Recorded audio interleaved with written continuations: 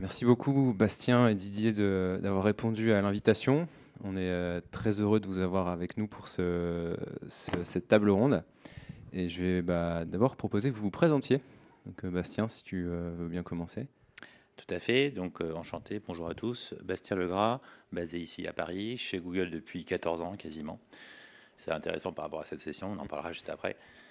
Et je m'occupe des équipes qu'on appelle Customer Engineering. Donc dans l'ancien monde du software et du hardware, c'était les pre-sales. Maintenant, on est dans la consommation. Donc c'est des gens qui accompagnent les clients depuis la phase amont et ensuite tout le temps, pour faire simple, qui aident les clients à identifier quels sont les besoins et comment répondre aux besoins avec les technologies Google Cloud. Et je gère la France, mais aussi l'Europe du Sud, aussi le Benelux, Moyen-Orient, Afrique. Voilà, je vais m'arrêter là. Didier. Donc Didier, co-CEO de Sphère, je pense que vous en avez entendu parler pendant toute la journée, donc je ne vais pas représenter Sphère. Donc moi j'ai rejoint le groupe Sphère en 2006. C'était à l'époque une entreprise assez vieillotte, avec peu de pratiques de sécurité, j'ai envie de dire, et il y avait un gros chantier qui m'attendait. Très bien. Donc effectivement, on a entendu parler de Zero Trust toute la journée. C'est un concept que je pense la plupart d'entre vous ont déjà entendu. Après, est-ce qu'on est tous au fait de ce que c'est? Alors moi qui ne suis pas expert ni forcément dans la technique au quotidien, je vais remettre un peu au clair et je demanderai à Bastien et Didier de me corriger si je ne suis pas en phase avec le concept, pour qu'on soit tous bien raccords sur le vocabulaire. Donc le Zero Trust, c'est une démarche de sécurisation qui prend comme principe de ne faire confiance à rien, donc ni le réseau, ni les machines, ni les applications, et qui induit un certain nombre d'actions pour s'assurer de la sécurité permanente sur un réseau. Et ça vient en opposition à la démarche un peu historique qui était la sécurité périmétrique, comme je pense beaucoup d'entre nous ont connu il y a de ça quelques années. Vous connaissez encore. Connaissent encore, oui. Ouais, c'est à peu près ça. Dans le Zero Trust aussi, on ne fait même pas confiance à la donnée et aux personnes. Ça peut aller assez loin. Et donc, pour rebondir sur le sujet, on pensait que ça pouvait être intéressant que vous nous précisiez tous les deux, en fait, finalement, les histoires de Sphère et de Google Cloud avec le Zero Trust. Didier, tu me confirmes que Sphère utilise bien du Zero Trust au quotidien? On peut le dire, ouais. On peut le dire. Je confirme. Est-ce que tu peux nous expliquer la genèse de cette mise en place, comment ça s'est passé, les choses qu'il a fallu initier et ce que tu en as retiré, ce que l'entreprise en a retiré? Ouais. Donc en fait, l'histoire, elle a commencé assez tôt. En fait, je vais vous parler d'un temps où peut-être beaucoup d'entre vous ne connaissaient pas. En fait, par exemple, déjà à l'époque, quand je suis arrivé chez Sphère, c'était en 2006. Donc, la plupart des gens avaient des ordinateurs qui étaient plutôt de type desktop, qui n'étaient pas des portables. C'est la première chose qui me plaisait moyen. Et moi, j'avais plutôt envie de déployer des portables auprès de tout le monde. Première action, je déploie les portables auprès de tout le monde. Deuxième sujet, il y avait un deuxième sujet qui assez vite est devenu un irritant pour moi, c'est qu'il fallait des câbles réseau. Chaque fois que je me déplaçais d'une pièce à l'autre pour accéder au réseau de l'entreprise, il fallait que quelque part, je trouve quelque part une prise pour me brancher. Donc à ce moment-là, j'ai dit, moi, ce que je souhaite maintenant, c'est que depuis n'importe où, je puisse me connecter avec quelque chose qui était à l'époque, entre guillemets, assez novateur, qui était le Wi-Fi. Et donc je dis, moi, ce que j'aimerais, c'est que dans toute l'entreprise, je puisse me connecter au réseau de l'entreprise, au service de l'entreprise à travers le Wi-Fi. Bien évidemment, on m'a tout de suite dit, Didier, c'est pas possible parce que le Wi-Fi est non sécurisé. Ce qui est vrai. C'est-à-dire quand on se connecte au Wi-Fi, quelque part, tout ce qui se passe sur le Wi-Fi, assez vite, on peut s'y connecter, si on vient de l'extérieur, et commencer à comprendre ce qui se passe. Alors j'ai exposé quelque chose à ce moment-là qui était plus une idée qu'un concept. J'ai dit, moi, ce qui m'intéresserait, c'est que justement, on considère que le réseau de l'entreprise soit aussi sécurisé que l'Internet. C'est-à-dire qu'il est non sécurisé. Et donc, le fait que je me connecte à travers le Wi-Fi sur les services, c'est pas grave, puisqu'en fait, c'est comme si je venais de l'Internet. Et donc, poser ce postulat, ça a amené une grosse réflexion interne. Ça voulait dire qu'en fait, il fallait protéger les services de l'entreprise contre le réseau interne, ce qui était à l'époque quelque chose d'assez bizarre. Et donc l'idée, ça a été de dire, en fait, tous les services qu'expose l'entreprise aux salariés doivent maintenant être accessibles à travers le protocole un peu le plus utilisé et qui reste le plus utilisé, c'est HTTP, HTTPS. Voilà, c'était l'idée de base. Donc poser ce postulat de dire maintenant les services de l'entreprise doivent être exposés exclusivement à travers HTTP, HTTPS à l'intérieur de l'entreprise, ça a déclenché une énorme transformation. La première chose, ça a été de dire, en fait, notre messagerie, il faut qu'elle soit accessible via ce protocole. Qu'est-ce qu'on a fait? On a basculé sur, je pense qu'à l'époque, ça s'appelait Google Apps, peut-être. Donc, on a basculé dès 2008 sur Google Apps. Donc, de ce fait, déjà, depuis le Wi-Fi, je pouvais, à ce moment-là, accéder aux emails qui étaient quand même une grosse partie de mon activité. Deuxième sujet, c'est de dire, je ne pouvais pas accéder au serveur de fichiers, puisque le serveur de fichiers, c'était un serveur Windows qui était finalement non accessible à travers ce protocole. Donc j'ai commencé à dire, oui, mais donc ce qu'il faut maintenant, c'est qu'on n'utilise plus un serveur de fichiers standard et on va héberger nos fichiers sur l'Internet, l'exposer à travers HTTP, HTTPS. Et mécaniquement, comme on avait adopté Google Apps, très naturellement, on a basculé toute notre informatique de type documentaire sur le Drive. Donc c'est arrivé assez vite et assez naturellement. Et c'est comme ça que petit à petit, on a poussé en fait cet usage de dire notre réseau d'entreprise est aussi sécurisé qu'Internet, donc c'est-à-dire qu'il n'est pas sécurisé. Et on a dû, pour pouvoir y accéder à ces services, petit à petit pousser tous ces services sur le cloud. Et donc, dès qu'on pouvait remplacer un service, on le remplaçait par un service SaaS qui, au final, était accessible par le cloud. Derrière, ça amenait d'autres micro-transformations. La multiplication de ces services SaaS nécessitait, en tout cas au départ, l'usage assez régulier de la création de nouveaux logins, mots de passe par les individus, qui était en soi une faille de sécurité. Donc, qu'est-ce qu'on a fait? On a dit maintenant, on déploie le SSO et les seuls produits qui peuvent rentrer dans le système d'information de Sphère, c'est des produits qui sont compatibles avec le SSO de Google. Donc, on réglait ce sujet-là. Une fois qu'on a eu réglé ce sujet-là, on a pu dire, finalement, on va augmenter la sécurité autour de services en demandant une authentification à 2 phases. Donc ça, c'est arrivé assez vite. Je pense dès 2010, on poussait ce mécanisme-là.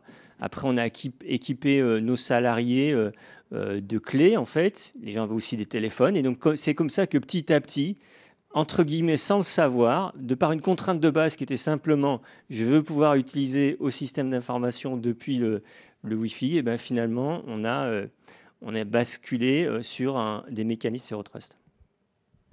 Et qu'est-ce que ça a impacté si tu avais un usage, une anecdote à nous donner sur cette mise en place? Non, j'ai envie de dire que sans doute l'impact le plus important, c'est la disparition chez nous de toute la suite Office. Assez rapidement, quelque part, on n'avait plus besoin de ces usages. Et qu'est-ce que ça a fait? En fait, au début, c'était simplement je remplace un produit par un autre, qui était sans doute en première approximation, les gens avaient plutôt l'impression que c'était un service de moins bonne qualité. Mais en fait, ça a complètement changé l'usage puisqu'on est passé d'un outil qui était très, très puissant dans ses fonctionnalités, mais qui n'était pas très collaboratif, un outil qui était beaucoup moins puissant dans ses fonctionnalités, mais beaucoup plus collaboratif. Et au final, ça a plutôt accéléré le changement de l'entreprise parce que là où avant, en permanence, on s'envoyait des documents pour collaborer, finalement, maintenant, on peut collaborer directement sur les autres documents. Et puis, ça a complètement transformé l'entreprise et ça l'a poussé dans l'ère dans laquelle on est. Côté Google, Bastien, Zero Trust est très lié en fait à Google historiquement. Est-ce que tu peux nous expliquer ça? Et je pense, comme tu l'évoquais, que tu as aussi une anecdote par rapport à ton histoire chez Google avec le Zero Trust. Ouais, mais déjà juste pour réagir à ce que tu disais, moi ce que je retiens, c'est que c'est de ne pas faire confiance aux couches bases, donc sur quel réseau je suis, VLAN, etc. Mais c'est-à-dire tu peux être sur n'importe quel réseau. Tant que tu arrives chez moi HTTPS, tu pourras, parce que j'ai confiance en ce protocole. Et après, la notion d'authentification dont on va reparler après, je peux te faire confiance.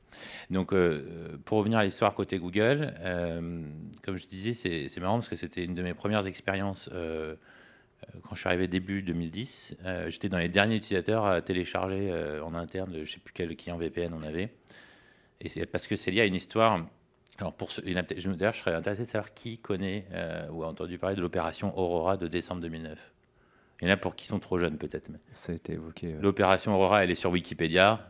C'est une des plus grosses attaques, et je ne rentre pas dans le géopolitique, hein, mais bon, issue de la Chine vers des entreprises. Et donc, on fait partie des victimes, on a perdu de l'IP. Ils nous ont attaqué sur notre bureau chinois. Mais il y a plein d'entreprises qui n'ont pas voulu, qui sont restées anonymes dans cette histoire-là, mais des banques, des institutions en Europe, aux États-Unis, plein de grosses entreprises. D'autres comme nous ont choisi de communiquer dessus. Et donc l'idée, c'est qu'ils n'ont heureusement pas réussi à aller jusqu'à notre prod et à des données d'utilisateurs de Google.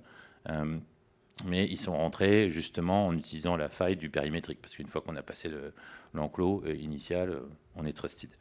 Et il suffisait de le faire en allant au niveau. Et vous savez, c'est toujours pareil, c'est le hacking social, quoi. C'est au niveau des employés. Donc chez nous, le maillon faible, c'était finalement l'employé en Chine qui a dû cliquer là où il fallait pas. Et donc du coup, on m'a demandé de désinstaller mon client VPN quelques semaines après mon arrivée, en disant c'est bon, on a trouvé une autre solution. Et donc c'était effectivement, on est passé sur le Zero Trust. Donc on avait moins de travail que vous parce qu'on était déjà forcément sur Google Apps. Donc j'ai jamais vu de chez Google de Network Share ou des choses comme ça, SMB ou quoi que ce soit. On n'avait pas besoin de ça, tout était déjà en ligne. En tout cas pour moi qui est un utilisateur plus bureautique, on va dire, moi je fais plus du collaboratif, etc. Pour les développeurs, c'était évidemment différent, ceux qui doivent attaquer sur des protocoles plus lourds certains systèmes. Mais pour la majorité des employés, en fait, j'ai quitté le VPN 3 semaines après mon arrivée chez Google, je pense, tout simplement. Et du coup, ce qu'on fait souvent, c'est qu'on partage du coup de nos expériences. Donc ici, cette attaque, on partage à l'extérieur. Donc on a fait un papier, vous pouvez lire Beyond Corp, etc. Et on a mis en place du coup des technologies autour des Zero Trust pour que nos clients, qui soient d'ailleurs sur la stack collaborative ou pas, puissent en bénéficier autour de l'authentification, autour de ce qu'on appelle un Identity Aware Proxy, etc., etc. Donc voilà comment ça a démarré. Et donc tu as évoqué Beyond Corp. Aujourd'hui, vous en êtes tous sur les usages. Est-ce que, par exemple, tu peux partager comment ça se passe pour des développeurs chez vous, est-ce qu'ils peuvent coder sur leur machine, comment vous pouvez vous connecter sur du Wi-Fi public, jusqu'où en fait ça va le Zero Trust et comment vous vous comportez par rapport à ça? Ouais. Alors j'en parle, c'est juste un exemple d'implémentation chez nous. Après, chacun peut implémenter sa propre gouvernance et politique de sécurité. Donc l'idée, c'est que ça va être une combinaison. Donc, au lieu d'être sur, on le disait, authentification simple ou forte sur un client VPN, donc là, je peux aller depuis n'importe quel réseau, depuis n'importe quel device, sur gmail.com, par exemple, tout simplement, pour essayer d'accéder à ma boîte mail. Et donc, en fonction de où je suis, de mes moyens d'authentification, du device sur lequel je m'authentifie, le processus d'authentification va être plus ou moins lourd. Il y a aussi du système sur lequel j'essaye d'aller. J'essaie d'aller sur mes mails versus des URL internes, des dashboards ou système RH, etc. Et c'est là qu'on a l'outil qui s'appelle Identity Aware Proxy, qui est disponible encore une fois pour tous ceux qui voudraient l'utiliser, même pas client Google Workspace maintenant, c'est plus Google Apps, où on peut définir les règles de quel est le niveau d'authentification qu'on va exiger par rapport à l'URL destination. Donc si on est sur une ressource sensible ou moyennement sensible, etc. Et donc, pour faire simple, si je suis ici sur le Wi-Fi Corp, j'ai quand même après mon cookie de session qui expire de temps en temps, donc je dois quand même remettre mon login mot de passe. Et après, ça va me demander un deuxième facteur. Donc souvent la petite clé qu'on insère tout simplement et qu'on presse. Ça c'est pareil, c'est des clés qu'on vend, qui sont disponibles. J'en ai même une à titre perso sur mon compte Gmail. Donc si un jour je me connecte sur mon compte Gmail de l'extérieur, ça me la demande. Et donc voilà, donc le processus d'authentification va être en fonction du device. Donc nous, on a une notion de manage, semi-manage et unmanaged device chez Google. Je peux amener, j'ai un téléphone perso, un téléphone pro, donc moi j'ai fait une séparation directement là, mais je peux avoir un seul téléphone qui est le mien que j'ai acheté dans le commerce ou de la boîte. Et après, ce qu'on va, c'est vérifier le niveau de mise à jour du device. Ça, c'est un point très très important, évidemment. Si je ne mets pas à jour mon device, j'ai des warnings qui arrivent, et si j'ignore les warnings, à un moment donné, je perds les accès. Donc c'est basé sur une philosophie de renforcer en fonction de la destination, en fonction du device s'il est managé ou pas, en fonction du réseau, en fonction des moyens d'authentification et l'état de mise à jour du device. C'est très intéressant, merci. Didier, comment tu projettes le Zero Trust, son évolution, notamment par rapport au métier de Sphère et qu'on retrouve certainement chez plusieurs clients? Enfin, donc, pour tout ce qui est des actes assez classiques, je vais vous dire que j'ai quand même maintenant une assez grande confiance dans la manière dont le système d'information est construit. Il reste encore un sujet qui est compliqué. C'est le poste du développeur. C'est vrai que quand on a commencé à déployer ça, il y avait quelque chose qui était très sensible. C'est le poste du développeur. Est-ce qu'il a le droit d'installer des produits sur son poste?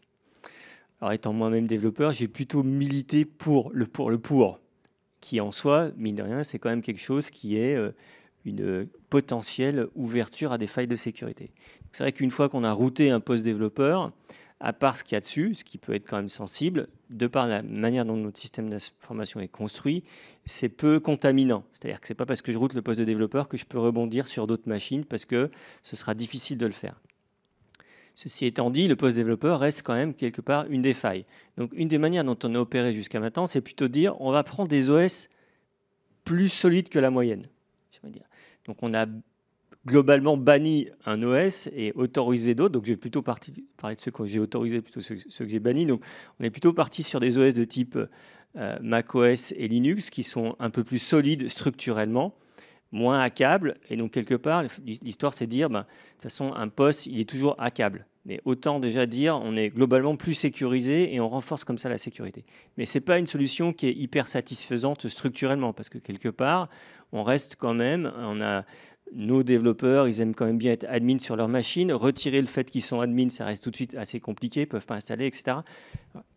Et il se trouve que très récemment, il y a une évolution dans ce qu'on va être capable d'offrir comme service pour régler ce sujet-là. Il y a ce qu'on appelle, ce qui est en train d'arriver chez Google, qui s'appelle des Cloud Workstation. Alors, qui a déjà entendu parler de ce concept? Peut-être quelques-uns d'entre vous. En fait, l'idée, c'est de dire mon poste de travail n'est plus le poste, au sens physique, n'est plus le poste sur lequel je travaille. Et en fait, je vais travailler sur une workstation qui est à distance, qui est en fait une vraie machine. C'est une vraie machine sur qui peut avoir des images que je peux configurer, qui va me servir en fait de poste de travail. Et tout ce qu'il y a sur cette machine, en fait, l'OS, enfin tout ce qui est OS, etc., ce sont des images qui arrivent et qui sont montées à la volée. Et par contre, sur cet espace, j'ai un espace entre guillemets statique qui contient mes données personnelles, mes fichiers, mes codes sources, etc. Et donc, dans l'idée, c'est de dire, je pense que l'avenir, en tout cas, du poste de développeur, il y a encore des choses à craquer du point de vue de la transformation de l'organisation, de l'acculturation à ces sujets-là. Mais maintenant, techniquement, on est capable de proposer un poste de travail remote. Donc, tant avant, il y avait une problématique technique et technologique. Maintenant, ce n'est plus le cas, c'est plus un sujet d'usage. Et je pense que l'avenir, c'est justement ça, c'est de dire votre poste de travail n'est plus votre poste au sens physique, c'est un poste qui est disponible sur le cloud. C'est ça votre poste de développeur. Ça va amener un autre sujet, c'est que finalement, est-ce qu'on a encore besoin, en tant que des développeurs, d'avoir les super belles machines avec beaucoup de RAM, beaucoup de disques durs, etc. Là, ça va être un autre débat. C'est vrai qu'un développeur, c'est quand même son bébé, sa machine, et lui retirer sa super Rolls-Royce, mais tu n'en as plus besoin maintenant parce qu'en fait, tu vas avoir ça disponible sur le cloud. Ça va être d'autres sujets à aborder et à commencer à culturer. Et côté Google, Bastien, c'est quoi la vision de suite? Ça me fait penser pareil aux gamers, quoi, avec le cloud gaming. Est-ce qu'on va continuer à acheter des cartes à 3000 balles? Donc, ouais, de notre côté, donc, alors, ce qui est intéressant, c'est, on disait tout à l'heure, c'est le web et donc le HTTPS qui résout tout. Et donc là, c'est à défaut, parce que nous, et honnêtement, je crois qu'on n'a toujours pas réussi, mais depuis la nuit des temps, on essaie et je crois qu'il y a eu 3, 4, 5 projets différents en interne, de faire un IDE web, quoi. Parce que le moment où on a l'IDE web, forcément, parce que les unit tests, après, on les fait sans problème à distance, sans avoir à faire une connexion remote SSH sur une machine workstation. Donc évidemment, on a cette notion de workstation où on a beaucoup de développeurs qui ont leur environnement sur notre cloud interne, entre guillemets, workstation. Mais on a aussi, encore au 14, là, des belles tours qui coûtent cher à leurs pieds. En ce qui concerne la connexion, donc ce qu'on essaye, c'est de limiter évidemment les accès donc à notre repo, par exemple, de prod depuis n'importe où. On ne veut pas non plus mettre du client VPN. Ce qu'on fait, c'est que pour les cas extrêmes, je vois qu'on arrive au bout, mais pour les cas extrêmes, on va permettre des accès et du coup temporaires. Et là, ce qui est intéressant, c'est qu'une fois qu'on a parlé du Zero Trust, qui est plus la partie authentification, ouvrir son service, donc ses URL internes à l'extérieur grâce à l'identity over proxy. Et nous, on fournit aussi des identités, Cloud Identity, donc qui permet aussi de gérer la partie authentification.